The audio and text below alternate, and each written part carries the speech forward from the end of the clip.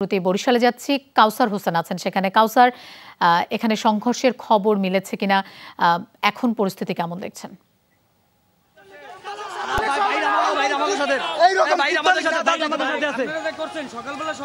লোপা, এখনো আসলে বরিশাল বিএম কলেজে বৈষম্য বিরোধী আন্দোলনকারী শিক্ষার্থীদের সাথে ছাত্রলীগের যে দফায় দফায় সংঘর্ষ চলছে এবং এখানে কিন্তু বৈষম্য বিরোধী বিভিন্ন শিক্ষা প্রতিষ্ঠানের শিক্ষার্থীরা জড়ো হয়েছেন এবং সকাল থেকেই কিন্তু এখানে যে উত্তপ্ত পরিস্থিতি বিরাজ করছে।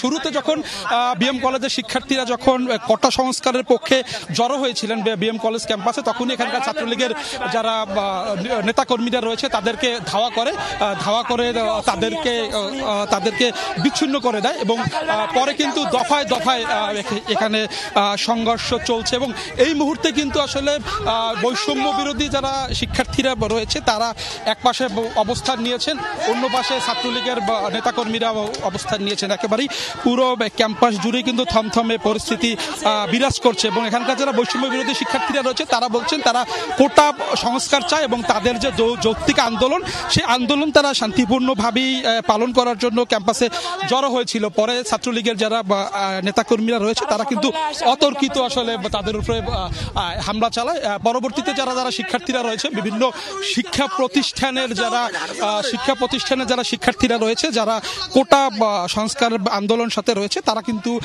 নথুল্লাবাদে তারা জড়ো হয়েছিলেন। শুধু বিএম কলেজ নয়, বিএম কলেজ ছাড়া বরিশালে যে শিক্ষা প্রতিষ্ঠানগুলো রয়েছে সেই শিক্ষা প্রতিষ্ঠানের যারা শিক্ষার্থীরা রয়েছে, যারা কোটা সংস্কার চান, যারা বলছেন যে আসলে বিভিন্ন বিশ্ববিদ্যালয় ভর্তি, তারপরে মেডিকেলে ভর্তি, চাকরির ক্ষেত্রে যাতে বৈষম্য না থাকে, তারা কিন্তু নথুল্লাবাদ ক্যাম্পাস, নথুল্লাবাদ কেন্দ্রীয় বাস টার্মিনালে জড়ো হয়ে অবস্থান নিয়েছিলেন। পরবর্তীতে যখন তাদের কাছে খবর এসছে যে বিএম কলেজ ক্যাম্পাসে ছাত্রলীগের যারা নেতাকর্মীরা রয়েছে তারা আসলে মারধর করছেন, তখনও কিন্তু তারা এই ক্যাম্পাসে জড়ো হয়ে দুই গ্রুপের মধ্যে কিন্তু ধাওয়া পাল্টাধাওয়া হয়েছে। এবং এই মুহূর্তে কাউসার, আপনাকে ধন্যবাদ আমাদের সাথে যোগ দেওয়ার জন্য।